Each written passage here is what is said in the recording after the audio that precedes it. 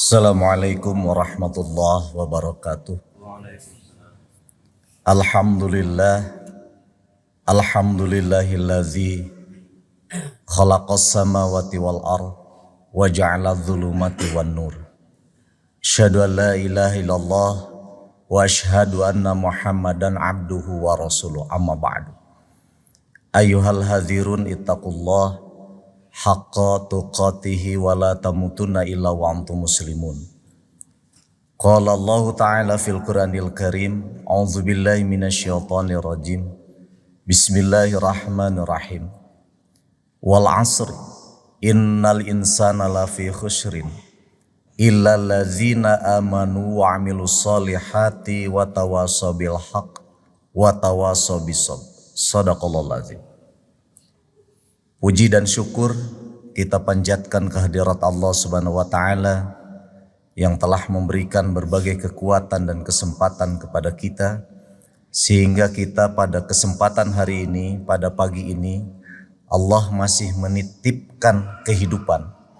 Mudah-mudahan titipan kehidupan yang Allah berikan kepada kita mampu kita nikmati, mampu kita rasakan dan mampu kita syukuri, sehingga kita dikategorikan oleh Allah Subhanahu wa taala sebagai hamba-hamba yang bersyukur kepada Allah Subhanahu wa taala. Tak lupa salawat dan salam mari kita limpahkan kepada junjungan kita Nabi besar Muhammad sallallahu alaihi wasallam, para sahabatnya, para tabi'in, para tabi'un tabi'in, dan mudah-mudahan juga kita diikut sertakan oleh Allah Subhanahu wa taala sebagai pengikut setia Nabi besar Muhammad sallallahu alaihi wasallam. Hadirin rahimakumullah, Allah Subhanahu wa taala dalam surat Al-Asr, surat ke-103 telah memberikan informasi yang begitu jelas. Informasi yang Allah informasikan kepada kita itu adalah berkaitan dengan amaliyah umat manusia yang akan mengalami kerugian. Kerugian yang akan didapatkan oleh umat manusia dikategorisasikan oleh Allah Subhanahu wa taala dalam 3 bentuk. Yang pertama adalah manusia dipastikan akan mendapatkan kerugian dalam bentuk yang pertama dan di wilayah yang pertama. Bentuk yang pertama itu ada di mana? Bentuk yang pertama itu ada di amaliyah dalam bentuk qalbiyah. Manusia dituntut oleh Allah Subhanahu wa taala untuk melakukan sebuah aktivitas qalbiyah. Bisa kita buktikan, bisa kita rasakan amaliyah-amaliyah qalbiyah dalam diri kita itu berkaitan dengan 2 hal. Yang pertama, amaliyah qalbiyah kita seringkali kita menemukan ketumakninahan. Amaliyah yang kedua, yang sebaliknya, amaliyah qalbiyah kita seringkali kita menemukan kegelisahan. Amaliyah qalbiyah kita juga seringkali menemukan ketakutan. Amaliyah qalbiyah juga kita seringkali menemukan ketenangan, ketentraman. Itu semuanya adalah amaliyah-amaliyah yang dikategorisasikan oleh Allah Subhanahu wa taala berada di wilayah kalbu manusia. Oleh karena itu, jika manusia tidak mampu mengidentifikasi apa yang terjadi dalam kalbu manusia, maka pada saat itu manusia juga bisa dikategorikan kata Allah sebagai manusia-manusia yang rugi. Agar manusia tidak rugi di amaliyah kalbiyah, maka Allah Subhanahu wa taala memberikan solusinya. Solusi yang harus kita berikan, solusi yang harus kita amalkan dalam amal-amal qalbiyah, itulah yang berkaitan dengan arkanul iman. Jika kita berkaitan dengan arkanul iman, maka berarti menunjukkan bahwa kalbu kita itu harus terhubung, harus terkoneksi, harus terkonfirmasi dengan 6 hal. Yang pertama, adakah Allah dalam nurani kita? Tatkala kita tanya, adakah Allah dalam nurani kita? Maka kita bisa menjawab oleh diri kita. Bisa ada, bisa tidak ada. Kenapa? Karena yang ada dalam kalbu kita bukan hanya Allah. Ternyata yang ada dalam kalbu kita juga ada pesaing-pesaing Allah yang diciptakan oleh manusia. Siapa pesaing-pesaing Allah yang diciptakan manusia? Itulah yang kemudian disebut dengan ilah. Ilah itu adalah sesuatu yang disembah-sembah oleh manusia, padahal hakikatnya dia bukan Tuhan, tetapi oleh manusia seringkali dipertuhankan. Kata Allah Subhanahu wa taala, jika manusia yang ada dalam kalbunya itu adalah ilah, sesuatu yang dipuja dan dipuji, padahal dia bukan hakikat yang harus dipuja dan dipuji, maka pada saat itu manusia menemukan kerugian. Tapi sebaliknya, jika yang ada dan tertanam dalam nurani manusia itu adalah Allah, maka pada saat itu berarti nurani manusia berada dalam keberuntungan. Paling tidak jika kita tanya, Allah harus ada dalam nurani kita, maka apa saja yang harus kita yakini sehingga kita bisa merasakan ketumaninahan, merasakan kebahagiaan karena Allah beserta dalam nurani kita, karena Allah tercatat dalam kalbu kita. Maka kita langsung ketemu jawabannya. Allah Subhanahu wa taala telah memberikan informasi kepada kita di mana kita menemukan Allah ada dalam nurani kita. Dalam bentuk apa Allah kita bisa kita jamah dalam nurani kita? Kata Allah Subhanahu wa taala dalam surat An-Nas, Qul a'udzu binnas. Pertama kali kita harus menyatakan dalam nurani kita, Allah adalah Rabb. Allah adalah zat yang maha mengurus kita. Nurani kita yang terdalam itu diurus oleh Allah Subhanahu wa taala. Pernahkah kita sadar bahwa nurani kita diurus oleh Allah Subhanahu wa taala? Jika kita tidak pernah merasakan kesadaran bahwa nurani kita diurus oleh Allah, pada saat itu kita menemukan kerugian. Karena nurani kita diurus oleh hawa nafsu kita. Bagaimana menunjukkan bahwa nurani ini terhubung dengan Allah yang memiliki sifat Rabb? Kita bisa uji coba dalam kehidupan kita. Kita baca ayat-ayat Allah. Jika ayat-ayat Allah itu merasakan ketumaninahan dalam diri kita, merasakan keterhubungan nurani kita dengan ayat-ayat Allah, maka pada saat itu paling tidak kita sudah terhubung nurani ini dengan Allah yang bersifat Rabbin Nas, mengurus diri kita. Kenapa awalnya adalah ada dalam nurani manusia? Sebab jika nurani manusia menemukan ketentraman, maka dia akan berimplikasi positif pada pikirannya. Jika manusia menemukan ketentraman dalam nuraninya, maka manusia akan beraktivitas secara positif. Tetapi sebaliknya, jika yang ada dalam nurani ini adalah hawa nafsu, maka implikasinya adalah lisan menjadi lisan yang penuh amarah. Aktivitas-aktivitas yang tidak pernah terkontrol.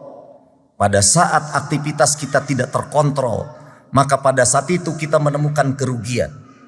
Jika lisan kita tidak pernah terkontrol, maka lisan ini menjadi lisan yang penuh kesia-siaan. Oleh karena itu, kata kuncinya kata Allah Subhanahu wa taala, rasakan Allah hadir dalam nurani-nurani kita.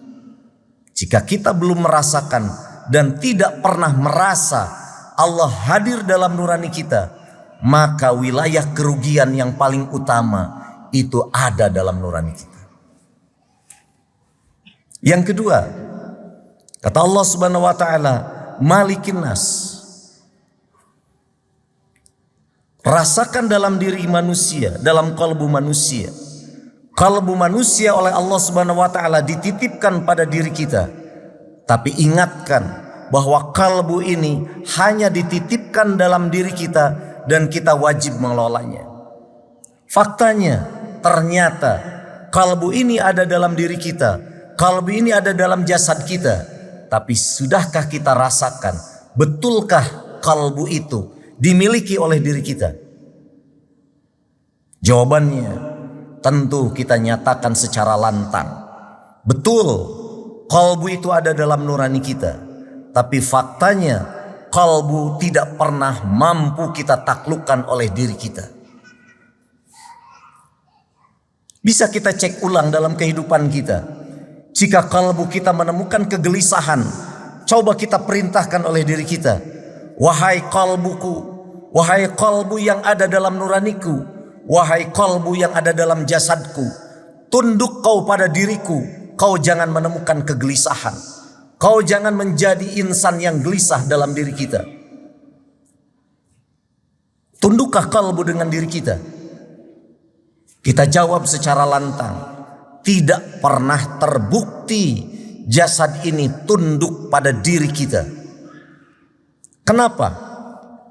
Kita tidak pernah menemukan kenyataan bahwa qalbu yang ada dalam diri kita tunduk pada pikiran kita. Karena faktanya qalbu ini adalah qalbu milik Allah yang Allah titipkan kepada kita. Dia harus dibina. Dia harus ditata. Tidak boleh dibiarkan. Persoalannya adalah, sudahkah kita membina qalbu kita?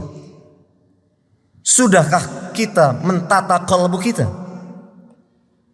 Dengan cara apa kita menata kalbu-kalbu kita? Allah kemudian memberikan solusinya.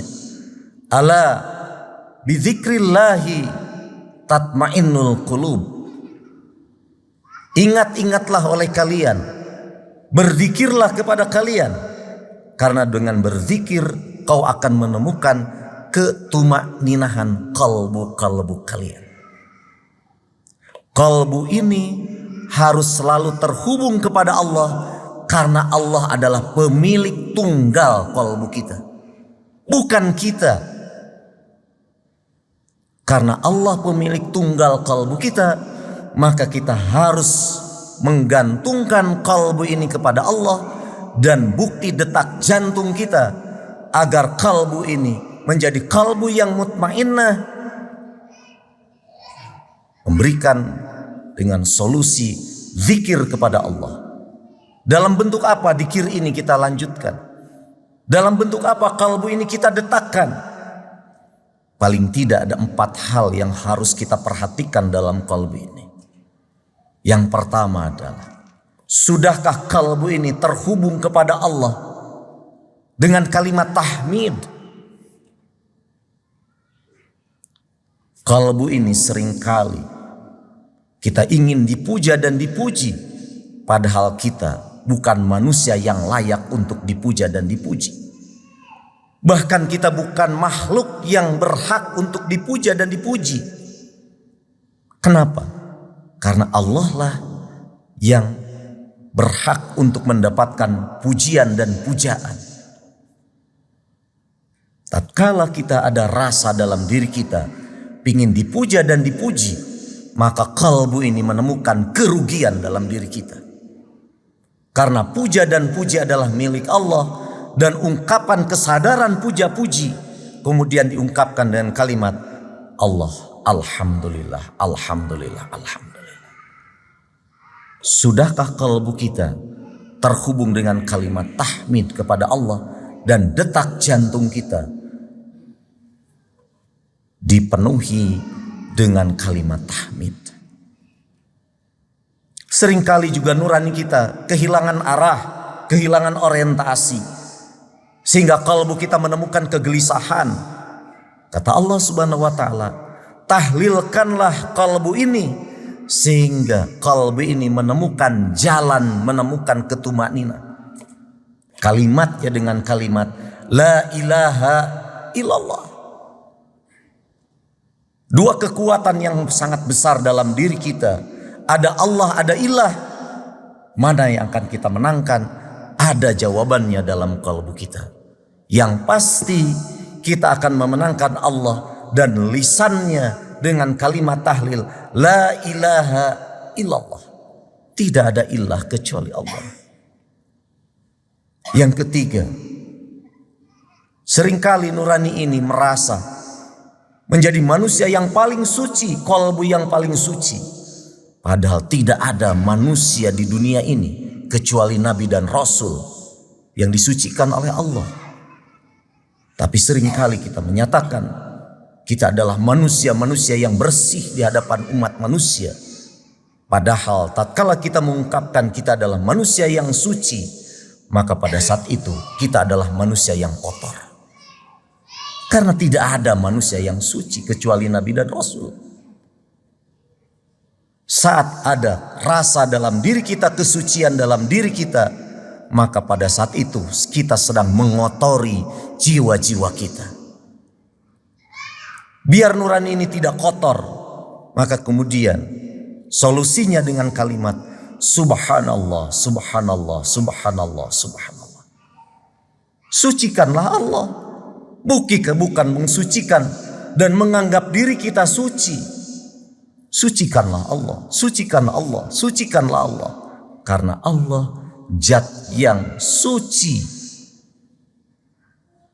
Jika kita sudah menundukkan Allah dalam nurani kita, maka pada saat itu kita dikategorikan sebagai manusia-manusia yang untung. Hiasilah nurani ini dengan rukun iman yang ada dan sudah ditetapkan oleh Rasulullah Sallallahu Alaihi Wasallam. Dan pastikan jika nurani kita terhubung dengan arkanul iman, maka kita menjadi manusia-manusia yang beruntung. Tahap yang kedua, keuntungan dan kerugian yang akan kita dapatkan adalah tahap di mana kita berinteraksi, berkomunikasi antara diri kita dengan manusia. Dan yang ketiga adalah antara diri kita dengan Allah. Manusia selalu beraktivitas, tapi tidak seluruh aktivitas manusia akan menemukan keberuntungan. Solusinya kata Allah Subhanahu wa taala, biar aktivitas menemukan keberuntungan, maka paling tidak dengan 3. Yang pertama, bagaimana kita menjadi manusia-manusia penebar keselamatan.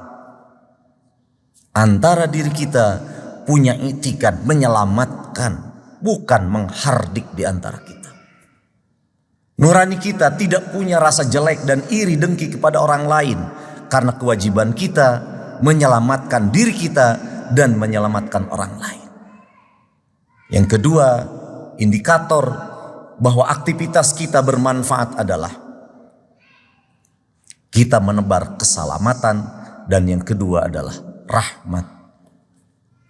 Mampukah di antara diri kita yang kita tularkan adalah rahmat, kasih sayang, bukan saling membenci, tapi di antara kita punya kewajiban untuk saling menyayangi. Dan yang ketiga, amaliyah-amaliyah yang melahirkan keberuntungan, itulah yang kemudian disebut dengan berkah. Mampukah kita menjadi pelopor-pelopor keberkahan dalam kehidupan kita?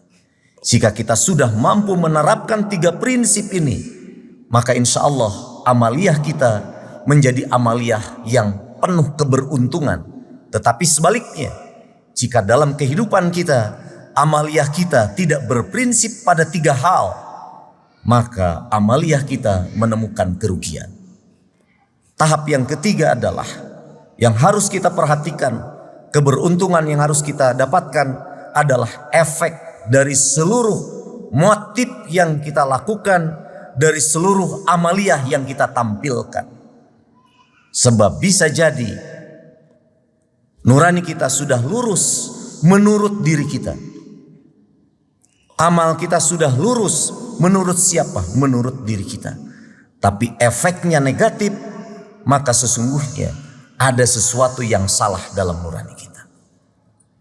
Tetapi efeknya negatif, ada sesuatu yang salah dalam amaliyah kita. Jadi kata Allah Subhanahu wa taala dalam surat Al-Asr ini, 3 komponen keberuntungan harus ada dalam diri kita. Yang pertama adalah jika kita mau menjadi manusia-manusia yang beruntung, ingat motif yang harus lurus. Yang kedua, komunikasi sosial kita harus lurus. Yang ketiga adalah efek yang harus kita dapatkan itu juga harus kita temukan positif dalam kehidupan kita. Itulah yang kata Rasulullah SAW, agama Islam dibangun oleh 3 komponen. Yang pertama, nurani kita terhubung dengan arkanul iman. Jiwa raga kita, komunikasi kita terhubung dengan arkanul Islam. Dan yang ketiga adalah efek dari seluruh aktivitas kita terhubung dengan arkanul ihsan.